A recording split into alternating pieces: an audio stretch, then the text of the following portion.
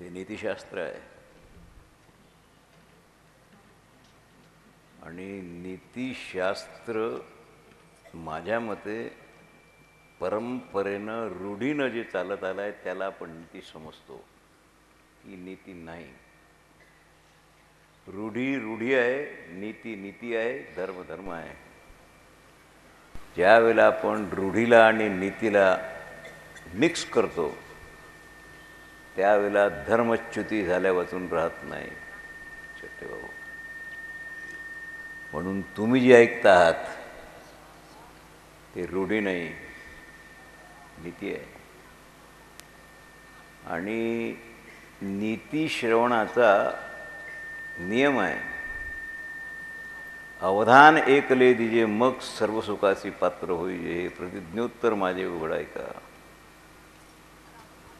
नीती श्रवण करताना अवधान वक्त्याकडे असावं आणि धर्म श्रवण करत असताना सगळी इंद्रिय, भगवंताने अर्जुनाला सांगितलं आहे, अर्जुना अवधानाची सर्व सेना. आपण कानानंच ऐकतो असं नाही. ज्यावेळेला कानानं ऐकत असतो त्यावेळेला डोळ्यानंही ऐकत असतो, श्रवणेंद्रियानंही ऐकत असतो, मनानंही ऐकत असतो. ह्या सकल ही सेना आहे अवधानाची. याने युक्त होऊन जो श्रवण करतो, मननयुक्त श्रवण म्हणतात त्याला, हे श्रवण करत असताना आपल्या बाजूला काय सुरू आहे याचं भान नसावं. आणि ज्ञान ज्यावेळेला श्रवण करतो त्यावेळेला द्वैत संपवून अद्वैत होऊन ज्ञान श्रवण करावं, तर ते पचेल आणि टिकेल. त्याच्याकरता अनुसंधान म्हणून मननानंतर निधिध्यासन करावं लागतं. म्हणजे समजा तुमच्या बाजूला कोणी बसला आहे, तुम्हाला काटा त्याने रोखला तरी तुम्हाला त्याचा पत्ता लागू नये. नाथ महाराजाकडे एक कीर्तनकार आले होते. नाथाकडे भजन कीर्तन नेहमीच होत असत, कारण नित्योत्सवै मंदिरम. नाथाचं घर नव्हतं, घर होतं पण ते मंदिर होतं. कारण मंदिराची व्याख्या आहे ज्या ठिकाणी नित्य नामस्मरण, उत्सव म्हणजे म्हणजे देव आणि उत्सव म्हणजे प्रगटीकरण. भगवंताच्या प्रगटीकरणाचा आनंद साजरा होतो त्याला उत्सव म्हणतात. ते नाथाकडे सदा सुरू असे. कीर्तनकार काशीचे होते, म्हातारा माणूस, उत्कृष्ट माणूस. पूर्वी कीर्तनकार कुणीही कीर्तन करत नव्हतं. कीर्तनाचा अधिकार आहे की नाही याची परीक्षा होती आणि नंतर कीर्तन. आता 25 अभंग पाठ असले की महाराज झाला कीर्तन. त्याला काय, कीर्तन सुरू असताना नाथांचे कारभारी बाजूला बसले होते. नाथांच्या वाड्याचा मोठा पसारा, 36,000 रुपयाचं उत्पन्न वार्षिक नाथांना होतं. सगळं कारभार ते पाहत असत. तो कारभारी 2 तास कीर्तनात डोकं खाजोय, 5 मिनटं झाले की डोकं खाजोय, 5 मिनटं झालं की डोकं खाजोय. नाथांचं लक्ष होतं त्याच्याकडे. शहाण्या माणसाचं आपला सेवक, ज्याला आपण आपला म्हणतो, तो काय करतो याच्याकडे लक्ष निश्चित असावंच. तेव्हा नाथ काही बोलले नाही. कीर्तन संपलं, आरती झाली. त्या कारभाराला विचारलं, का रे तू 2 तास कीर्तन होईपर्यंत सतत डोकं खाजवत होतं, काय झालं? त्यांनी सांगितलं, महाराज एक ढेकूण माझ्या डोक्यात पकडीत होता, ते चावत होता म्हणून मी खाजवत होतो. बरं म्हणून इकडे नाथांनी पागोटं काढलं. सांगितलं, मलाही लगेच पागोट्यात असं वाटलं काही चावल्यासारखं. काय पहा बरं, त्यात विंचू होता, विंचू. त्यांनी काय नाथ साधू आहेत म्हणून चावला नसेल तो. नाथांनी डोकं नाही खाजवलं. त्या कारभाऱ्यांनी म्हटलं, महाराज क्षमा करा, पण त्या ढेकणाने मला 2 तास त्रास दिला, खाजवता खाजवता मी थकलो. विंचू तुम्हाला चावलाच असेल, तुम्हाला त्याचा पत्ता? सांगितलं नाही. मी कीर्तनाचं निधिध्यासन करत होतो, कीर्तनाशी एकरूप झालत होतो, म्हणून विंचू चावल्याचा मला पत्ता नाही लागला. पण तू कीर्तनात फक्त बसला होता, त्याच्यामुळे तुला ते ढेकून चावलेलं जाणवलं. काशीचे महाराज होते, महाराज म्हणजे राजे. 360 संस्थान होते आपल्या भारतात विलीन होण्याच्या आधी. काशी नरेश गीता भक्त होते. त्यांना काहीतरी रोग झाला, गाठ झाली. भारतातला डॉक्टर कोण ऑपरेशन करीत? तर मोठे मोठे लोक पूर्वी विलायतीचे डॉक्टर आणत असत. त्याला जहाजाने यावं लागेल. विलायतीच्या डॉक्टरला बोलावलं, काशी नरेशाचे ऑपरेशन करता. डॉक्टरने सांगितलं, महाराज 1 तास ऑपरेशनला लागेल, मी तुम्हाला बेशुद्ध करतो, कारण त्याच्या वाचून तुम्ही ऑपरेशनचा त्रास सहन नाही करणार. त्यांनी सांगितलं, काही गरज नाही आहे, गीतेचा ग्रंथ घेऊन ये,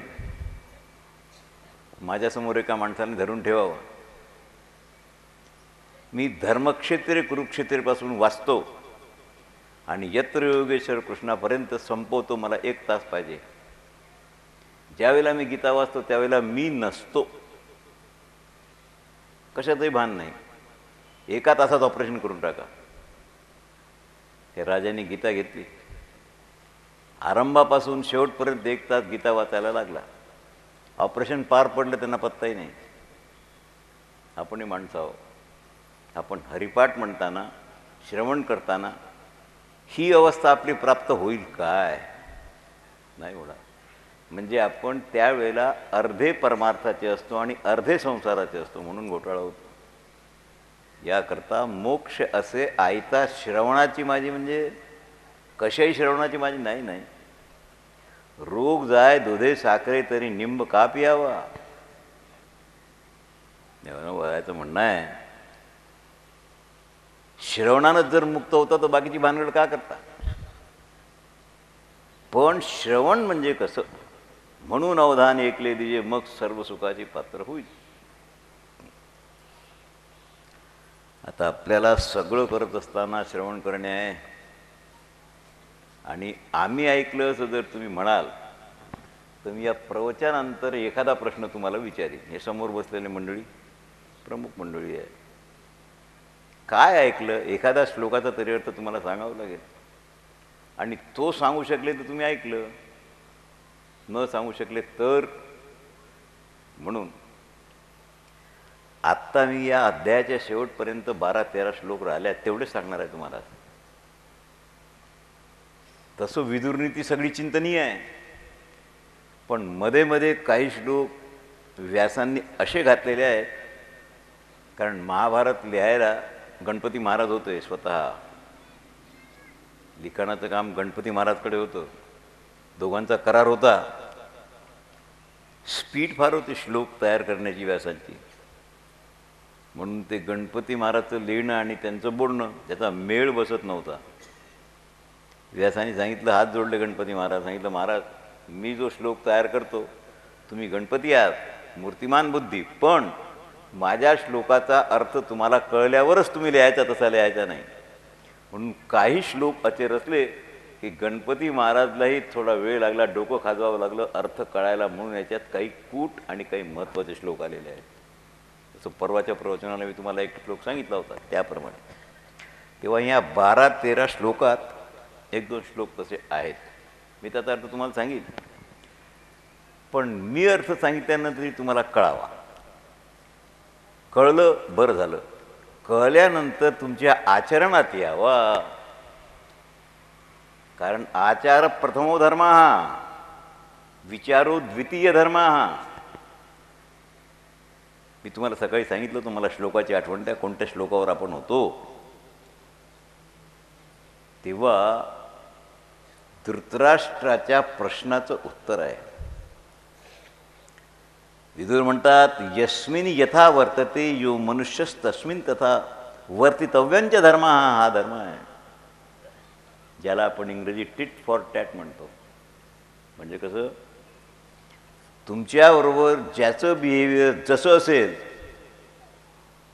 त्याप्रमाणे तुम्ही त्याच्याशी वागावं, हा नीतिधर्म आहे. कपटाचं आचरण करणारा असेल त्याच्याबरोबर कपटपूर्ण वागायला कोणतीही धर्माची मनाई नाही. आणि जे साधू स्वभावाचे पुरुष आहेत त्यांच्याबरोबर सौजन्यानं वागावं लागेल. आता धृतराष्ट्राचा प्रश्न आहे, थोडासा श्लोक अर्धा मी तुम्हाला सांगितला, अर्धा सांगतो. जरा रूपम हरती ही ध्येयमाशा मृत्यू प्राणान धर्माचरित सूया. म्हातारपण रूपाला संपवून टाकते. आशा असेल तर धैर्य संपून जाते. मृत्यू प्राणाला पिऊन टाकते. आणि दुसऱ्या गुणवान पुरुषात दोषदृष्टी असेल तर धर्माचरण संपून जाते. काम लज्जेचा नाश करतो. आणि नीच पुरुषांची सेवा केली तर सदाचार भ्रष्ट होऊन जातो. क्रोध असेल तर लक्ष्मी राहत नाही. आणि अहंकार असेल तर सर्वस्वाचा नाश होतो. आणि त्यातही जर माझ्या भाषेत सांगायचं असेल, शीर्षासन करणारा अहंकार, शीर्षासन म्हणजे खाली मुंडकं आणि वर पाय, शीर्षासन. तुमच्याजवळ लाखो रुपये आहेत, तुम्हाला त्याचा अहंकार असणं नैसर्गिक आहे. पण ज्याच्याजवळ विष खायला कवडी नाही त्याला जर अहंकार झाला तर याला उलटा अहंकार म्हणतात, शीर्षासनाचा अहंकार. कोणता अहंकार समाजात आहे? धृतराष्ट्र वाच. धृतराष्ट्राने विदुराला प्रश्न विचारला. आपण ज्याला प्रश्न विचारतो तो वक्ता आपल्यापेक्षा श्रेष्ठ असावा, ज्ञानी असावा, तेव्हा प्रश्न विचारला जातो. अज्ञानी सिद्ध होतो आपण प्रश्न विचारतो तेव्हा. ज्ञानी त्याचा परामर्श घेईल, पण ज्ञानी अज्ञानाला प्रश्न नाही विचारत. धृतराष्ट्र म्हणतो, शतायुक्त हा पुरुषा सर्ववेदेषु विवदः नाप्नोत्यतता सर्वमायुष केहदयितता. विदुरा, वेदाचं प्रमाण आहे की माणूस जन्माला आला की शतायुषी होतो, 100 वर्ष जगतो. आणि आपण तर पाहतो, कोणी पोटात मरतो, कोणी बालपणात मरतो, कोणी तारुण्यात मरतो. शतायुषी सगळे होत नाहीत. वगैरे लोक लवकर का मरतात? कोणतं कारण आहे आयु पूर्ण न होण्याचं? तुम्ही सावधान श्रवण करा प्लीज. विदुरोवाच. विदुराने उत्तर दिलं, अतिमानोवती वादश्च तथा त्यागो नराधिपा कृतश्चात्मविचा मित्रदोहिश्चता निषट एतत् वस्यात तीक्ष्णा कृत्य कृत्यानि देहिनाम एतानि भगवान म्हणती तर मृत्यू होते. विदुर म्हणतात, राजन तुझं कल्याण हो. ज्याच्या ठिकाणी अत्यंत अभिमान किंवा अहंकार आहे, ज्याला जास्त बोलणं आवडते, ज्याच्या ठिकाणी त्यागाचा अभाव आहे, जो सदा आणि शीघ्र कोपी आहे, आणि जो फक्त स्वतःच्या पोट पालनाची चिंता करतो, किती झाले, आणि जो मित्रद्रोह करतो, मित्राबरोबर विश्वासघात करतो, ह्या 6 तलवारी आहेत. ह्या 6 तलवारी माणसाच्या आयुष्याला कापतात. म्हणून तो शतायुषी होत नाही, मध्येच गडबड होते आणि मरून जातो. आता कन्फर्म युअर सेल्फ, ह्या 6 गोष्टीला कोणता दोष आपल्यात आहे म्हणून आपण शतायुषी होणार नाही. राजा एवढ्यानं झालं नाही. विश्वस्त चैतती दारान यश्चापि गुरुकल्पतः वृषलीपतिर्युतो यश्च पानापानश्च भारत आदेशकृत्या द्विजानां प्रेषकश्च शरणागता चैव सर्वे ब्रह्मण समान एतै सत्येम कर्तव्यम प्रायश्चित्तामिति श्रुती. या 2 श्लोकात सांगितलं आहे.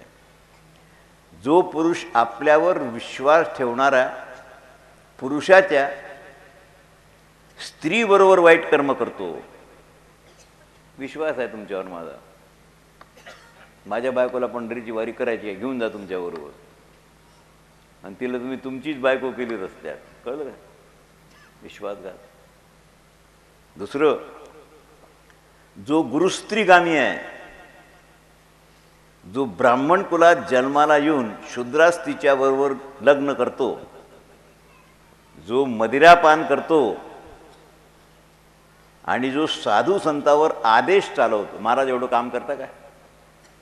एवढं पत्र पोस्टात टाकू नये, म्हशीला पाणी पाजून आणा, लक्षात आलं काय? हुकूम चालवतो संतावर आणि संताची जीविका नष्ट करण्याचा प्रयत्न करतो. संतांना सेवा कार्याकरता इकडे तिकडे पाठवतो आणि शरण आलेल्याला अभय न देता त्याची हिंसा करतो. ह्या सगळ्याचं पाप ब्रह्महत्येप्रमाणे आहे. अशा पुरुषाचा जर संग झाला तर तुम्हाला निम्मे ब्रह्महत्या लागते. नुसता संग झाला तो त्याचं प्रायश्चित्त करावं लागेल. कर्म आहेत पण प्रायश्चित्त कर्म आहेत. आणि गृहीत वाक्य नैवित बन्यान शोषान भोक्ता हिंस काशा नाना इथे तर कुलितः तज्ञा सत्योती सर्ग मुंबईत. वा, फार कठीण श्लोक नाही आहे ते, अर्थही सोपा आहे पण कळून घ्यायला कठीण आहे.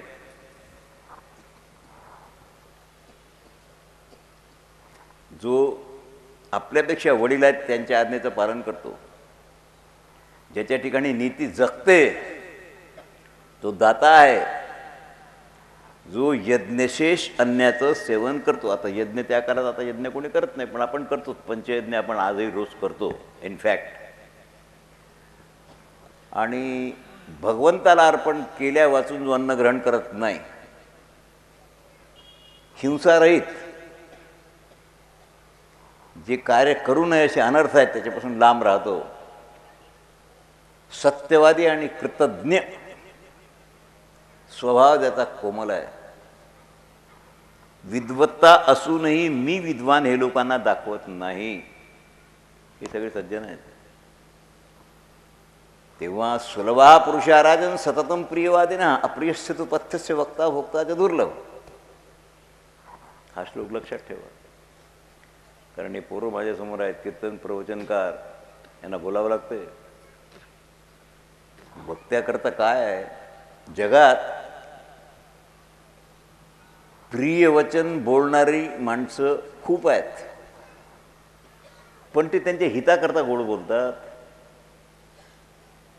प्रियवचन बोलणारे आहेत समाजात, ते गोड बोलतात पण का गोड बोलतात? What is the real reason behind that? याकरता पण जे हितकारक आहे पण कडू आहे असं बोलणारा दुर्लभ आहे. ऐकायला कडू आहे पण हितकारक नक्की आहे. तुम्हाला महासुदर्शन चूर्ण द्यावं लागते. 15 दिवस झाले ताप येऊन झाला, हाडात मुरला, कोणत्याच औषधीने निघणार नाही, महासुदर्शनच खावं लागेल.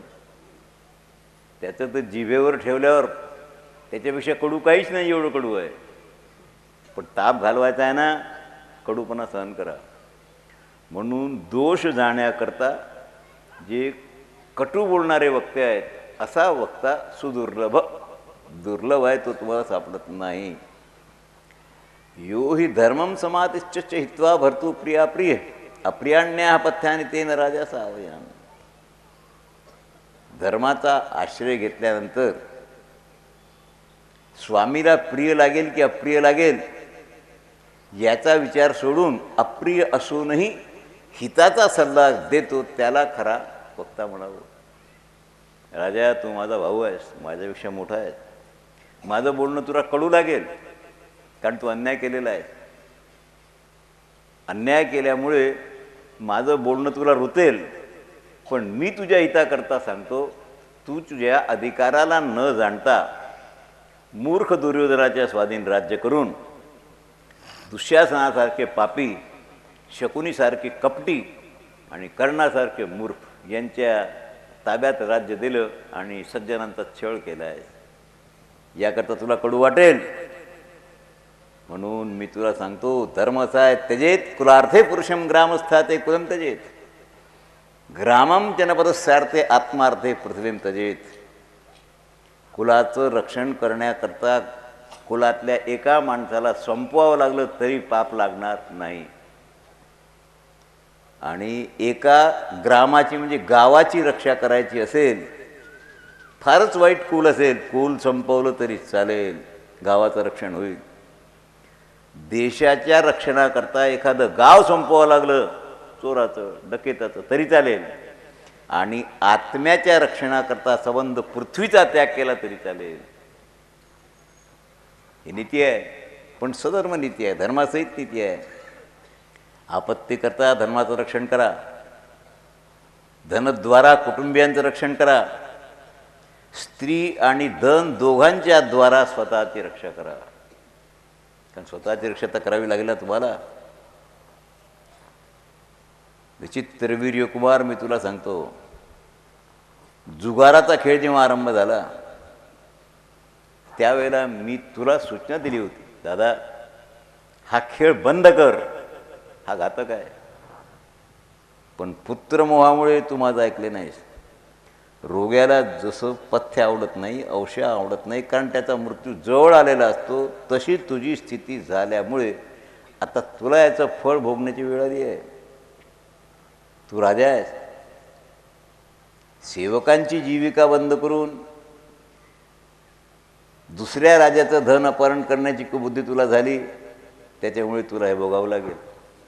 इंद्रप्रस्थाचं राज्य तुझं नव्हतं, ते पांडवाचं आहे. त्यांनी स्वशक्तीनं स्वतःच्या मेहनतीनं ते उभं केलं, शून्यातून उभं केलं. आणि तुला त्यांची प्रगती पाहून ते मला मिळावं याच्याकरता तू कपट केलं आहेस, कपटानं मिळवलेलं आहेस. जरासंधाच्या हाडाचे फाशे केले आणि कपटानं शकुनीने जिंकलाय. इमानानं प्रामाणिकपणे तुम्ही मिळवलं नाही. तुम्हाला वाटतं तुम्ही सुटून जाल. कृत्यारे पूर्वप्रसंगी आहे सर्व प्राणाच्या अनुरूपतीम, हे कधी शक्य नाही. शहाण्या माणसांनी योग्य सहाय्यकांचा संग्रह करावा. आणि सेवक असा असावा ज्याने स्वामीच्या अभिप्रायाला जाणून आळसरहित होऊन कार्यपूरक राहावं. आता इथे थोडीशी व्याख्या अशी आहे, तू संजयाला दूत म्हणून पाठवलं पांडवाकडे. संजयालाच का पाठवलं? आणि तुझ्याजवळ तर माणसं शेकडो आहेत, विद्वान आहेत, चांगली आहेत, पण तू संजयाचीच निवड का केली? कारण गीतेत संजय उवाच आहे, तुम्हाला माहीतच आहे. शेवटी संजय उवाचच आहे. संजयात एवढं काय होतं? त्याने सांगितलं दूत आहे, दास आहे, त्याच्यात गुण कोणते असावे तू मला सांग, मी नाही जाणत. ज्याला तुम्हाला विश्वासानं संदेश कार्य करायला दूत म्हणून पाठवायचा आहे. रुक्मिणी देवीने सुदेव नावाच्या ब्राह्मणाला संदेशवाहक म्हणून श्रीकृष्णाकडे पाठवलं. संदेशाचा नियम आहे, त्यातलं काही गाळायचं नाही आणि स्वतःचा एक शब्दही टाकायचा नाही, त्याला संदेश म्हणतात. त्याचा परिणाम काय झाला? रुक्मिणीला नेण्याकरता देवरथात बसून आले आणि रुक्मिणीला कृष्णपती मिळाला, नाही तर शिशुपाल मिळाला असता. झालं की नाही? या श्लोकात दूत त्याच्या ठिकाणी कोणते गुण असावे याची व्याख्या आहे. अस्तब्धम अकिबम दीर्घसूत्रम च सानुकोशम श्लक्षणशनम महामर्यते आरोगजिती उदारा वाक्यम दूतम वंदित षड्गुण.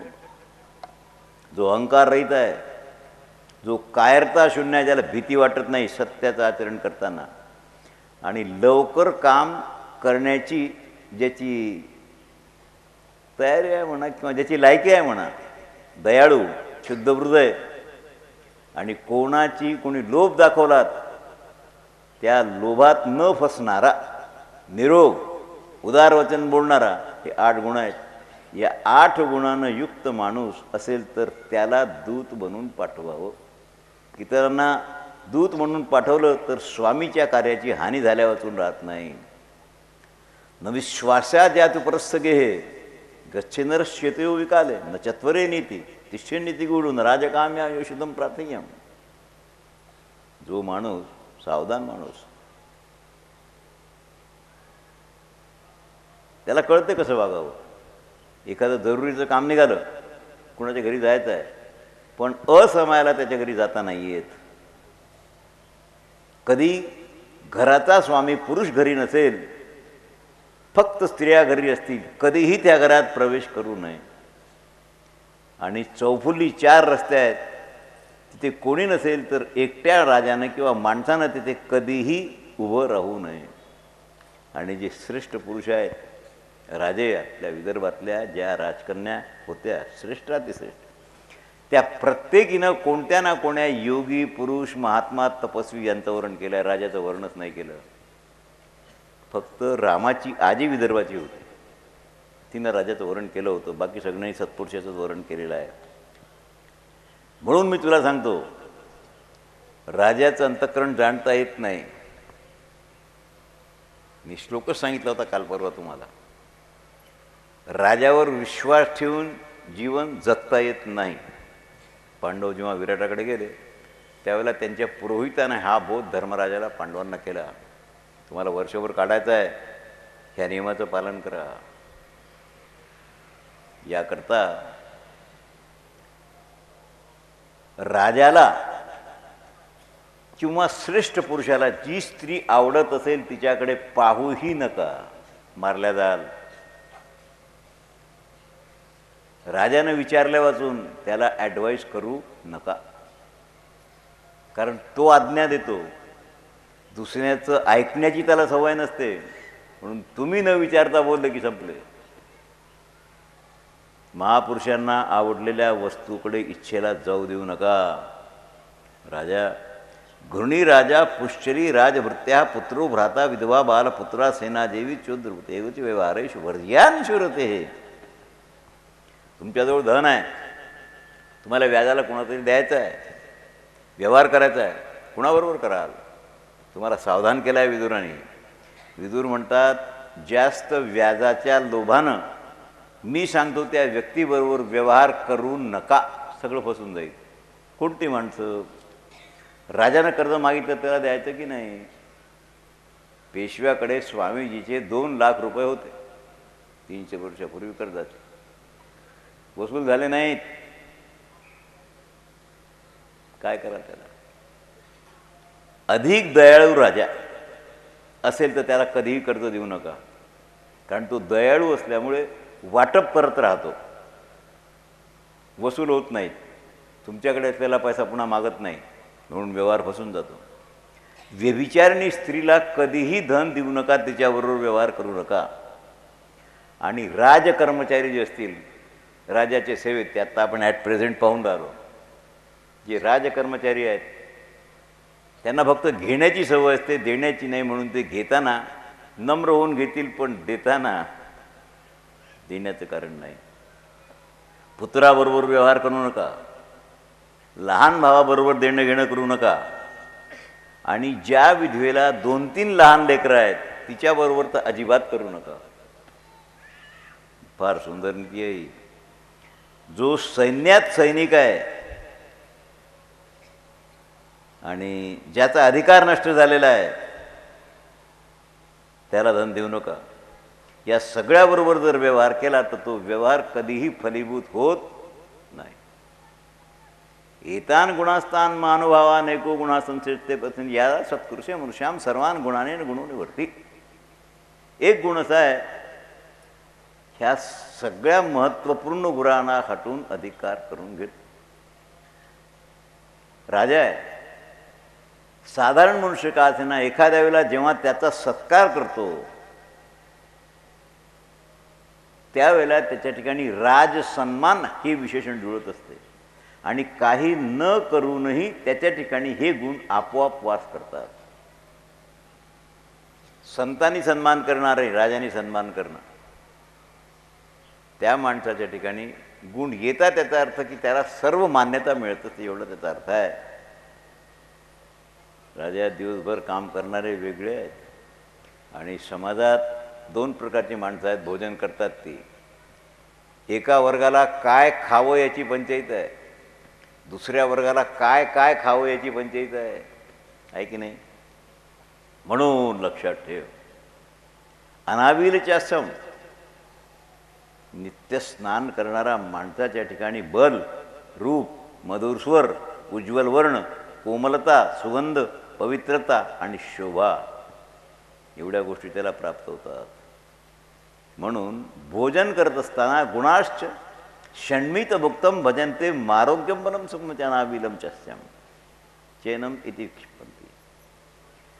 थोडं जेवणाऱ्याच्या ठिकाणी 6 गुण असतात. फार जेवणारा असेल त्याची बदनामी असते समाजात. का? त्याला कोण जेवायला सांगतच नाही, अर्धा स्वयंपाक संपून टाकतो तो. आणि हा पोटू आहे ही त्याची बदनामी होते. प्राप्त काहीच होत नाही. पण गुणाश्च पंडितान भजनते, थोडं जेवणारा 6 गुण त्याच्या ठिकाणी प्राप्त होतात. पचेल असं थोडं जेवणारा माणूस आरोग्य, आयुष्य, बल, सुख हे तर प्राप्त होतेच, पण त्याची संतती उत्तम निर्माण होते. आणि फार खाणारा ह्या बदनामीपासून तो वाचतो. म्हणून अल्पाहारी जे असतात ते तप करू शकतात, ते भजन करू शकतात.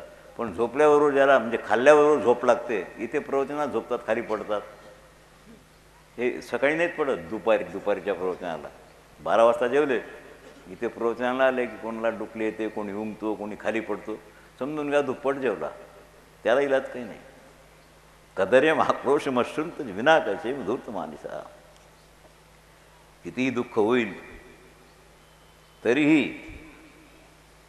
कृपण, शिव्या देणारा, मूर्ख, जंगलात राहणारा, धूर्त, नीचसेवी, निर्दयी आणि सतत वैर करणारा यांची सहायता करू नका, कारण ते त्याचा दुरुपयोग करतील.